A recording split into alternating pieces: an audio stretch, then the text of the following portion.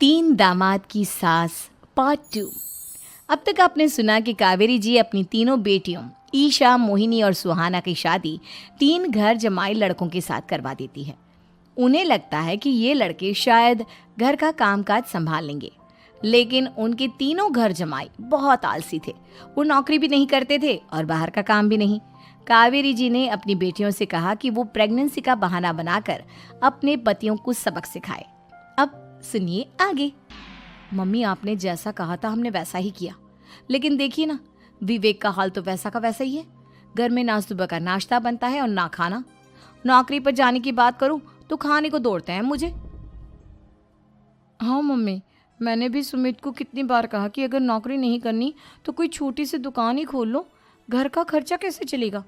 देखो दोपहर के 12 बजने आए और जनाब अभी तक सो रहे हैं। हाँ मम्मी, ईशा और सुहाना ठीक कहती हैं।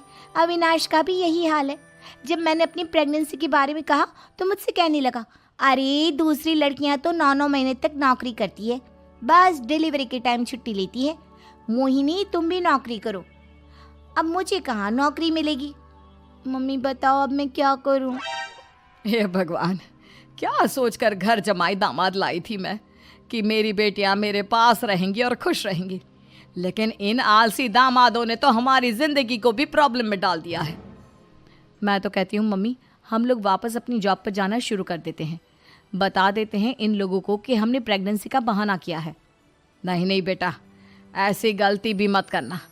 अगर तुमने ऐसा किया तो इन तीनों की आदत और ख़राब हो जाएगी। अरे आज नहीं तो कल कभी तो तुम प्रेग्नेंट होगी, तब वापस यही प्रॉब्लम आएगी। तब क्या करोगी तुम तीनों। हाँ मम्मी, आपकी बात तो बिल्कुल सही है। इन लोगों को तो सुधारना ही पड़ेगा। लेकिन कैसे? अपने बच्चों के आने की खबर सुनकर भी इन लोगों पर कोई असर नहीं हो रहा। पैसे कमाने के लिए घर से बाहर निकलना ही नहीं चाहते ये तीनों।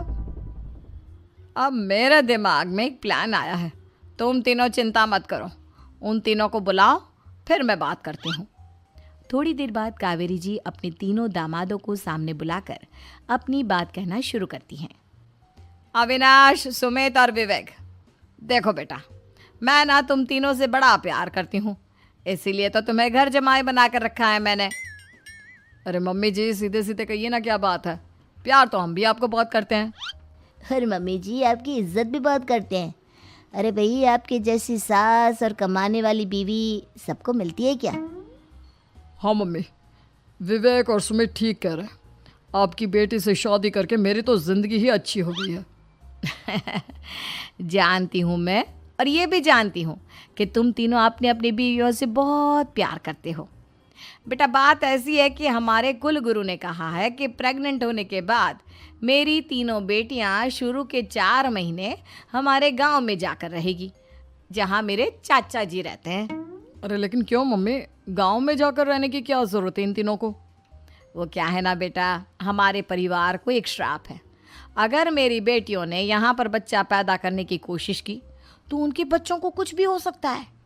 इसलिए अब से लेकर 4 महीने पूरे होने तक इन्हें गांव वाले घर में रहना पड़ेगा। हाँ तो इसमें प्रॉब्लम क्या है मम्मी जी? हम भी वहाँ जाकर रहेंगे, पिकनिक मनाएंगे। अरे भाई, बीवी जहाँ हम भी वहाँ। हाँ यार, आइडिया तो बहुत अच्छा है। शहर की ज़िंदगी में रह रहकर परेशान हो चुके हैं, अब कुछ दिन गांव में बिताएंगे। तुम लोग समझने की कोशिश क्यों नहीं करते। तुम में से कोई भी वहाँ नहीं जा सकता, और मैं यहाँ रहूँगी ना तुम तीनों के साथ। 4 महीने की तो बात है, उसके बाद ये तीनों ही लौट कर आ जाएंगी। ठीक है मम्मी जी, अब हमारे बच्चों का सवाल है तो ये तो करना ही पड़ेगा। कावेरी अपनी तीनों बेटियों को कुछ दिन के लिए घर से बाहर कहीं दूसरे शहर में रहने के लिए भेज देती है। कुछ दिनों के बाद, अरे मम्मी जी, बहुत दिन से पिज्ज़ा नहीं खाया, मंगवाइए ना। क्या बताऊं बेटा, पहले तो बेटियां खर्चा दे देती थी क्योंकि उनकी नौकरी थी, लेकिन अब तो मेरे पास पैसे ही नहीं बचे। थोड़े बहुत पैसे हैं जो बच्चों की डिलीवरी में काम आएंगे। लेकिन मम्मी जी, आपकी बेटियों को वापस आने में तो अभी बहुत वक्त बाकी है। वही सोच सोच कर परेशान हो रही हूँ। सोच रही हूँ कल से दूध भी बंद करवा देती हूँ। अब दूध वाले को देने के लिए पैसे भी तो नहीं है ना। अरे नहीं नहीं मम्मी जी, अगर दूध भी बंद करवा दोगी तो मुझे चाय कहाँ से मिलेगी, और चाय के बिना मैं तो मर ही जाऊँगा। क्या करूं बेटा, इसके अलावा हमारे पास कोई ऑप्शन नहीं है, मेरे पास पैसे ही नहीं बचे। इस तरह कावेरी जी धीरे धीरे अपने तीनों दामादों को पैसे देना बंद कर देती हैं और घर में खाने पीने की चीजें लाना भी बंद कर देती है। अब वो तीनों बुरी तरह से परेशान होने लगे थे और इसलिए एक दिन तीनों प्लान करके घर से बाहर निकलते हैं और बाजार में जाने के बाद यार अच्छा खाना खाए हुए कितने दिन हो गए, पता नहीं कब अच्छा खाना मिलेगा। हमारी बीवियों के जाने के बाद तो हमारी हालत भिखारियों जैसी हो गई है यार। कुछ भी हो, मुझे तो आज पिज्ज़ा खाना ही खाना है।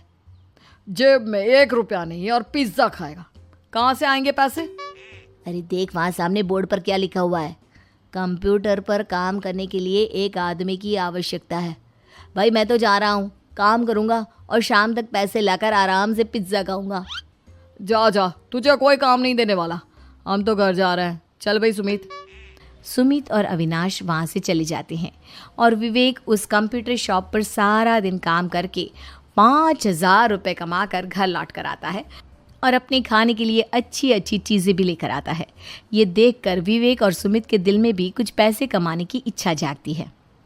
अरे सुबह सुबह कहाँ चल दिए तुम? मम्मी जी एक बहुत अच्छी जगह मिली है, कंप्यूटर पर काम करने के 5,000 मिले थे कल मुझे। अगर रोज़ काम करूँगा तो पूरे 40,000 की तनख्वाह। अरे वाह, ये तो बहुत अच्छी बात है दामाद जी, आपको जाना ही चाहिए। सुमित और अविनाश विवेक को इस तरह तरक्की करते देखकर परेशान हो जाते हैं और वो दोनों भी काम की तलाश में निकल पड़ते हैं। धीरे धीरे उन दोनों को भी काम मिल जाता है। अब कावेरी के तीनों दामाद छोटी मोटी नौकरी करके अच्छा पैसा कमाने लगे थे। एक दिन कावेरी उन्हें अपने पास बुलाती हैं। अरे वाह, विवेक 40,000 कमा लेता है, अविनाश 60,000 और सुमित तुम भी 40,000 के आसपास कमा ही लेते हो। कुल मिलाकर तुम अच्छे खासे पैसे कमा रहे हो बेटा।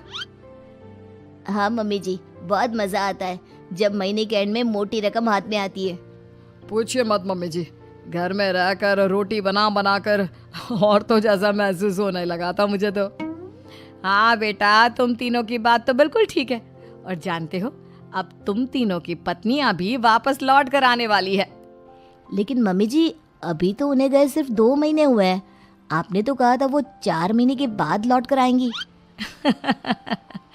ऐसा कुछ नहीं है बेटा, मैं सिर्फ तुम तीनों को सबक सिखाना चाहती थी कि आदमी घर में बैठकर बीवी की कमाई खाता हुआ अच्छा नहीं लगता। इस दुनिया में हर इंसान को मेहनत करनी चाहिए, काम करना चाहिए, चाहे वो औरत हो या आदमी, ताकि अपने परिवार को संभाल सके। कावेरी की बात सुनकर उन तीनों को अपनी गलती का एहसास होता है और कावेरी उन्हें सच बता देती है कि ईशा, सुहाना और मोहिनी शहर में ही कहीं दूसरी जगह रह रहे थे। शाम के वक्त उन तीनों की पत्नियां लौट कर आ जाती है और कावेरी जी का परिवार एक खुशहाल परिवार की तरह रहने लगता है।